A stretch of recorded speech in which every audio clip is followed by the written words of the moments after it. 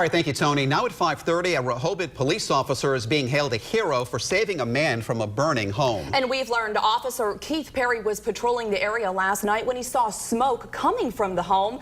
He was the first on scene and helped pull the injured victim to safety. The fire chief and police chief are now calling him a hero. From the southeastern Massachusetts Mobile Newsroom, Eyewitness News reporter Steve Nielsen is in Rehoboth with our top local story.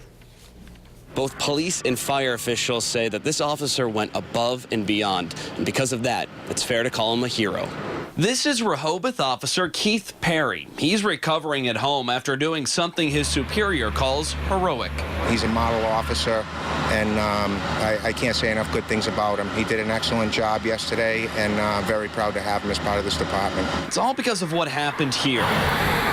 Police say a driver saw smoke coming from this Plain Street home Sunday night and called 911. Officer Perry was the first one there. He went to the back door and called out to see if anyone was inside. Someone responded. He was, I'll say, barely conscious when Officer Perry located him, and he was down on the floor in the residence, and Officer Perry was able to drag him through the residence out the back door. Lieutenant James Trombetta was the second to arrive. He says Officer Perry performed first aid on the victim outside as the home filled with more smoke. We're police officers, not firemen, and we're no different than anybody else when it comes into going into a smoky building.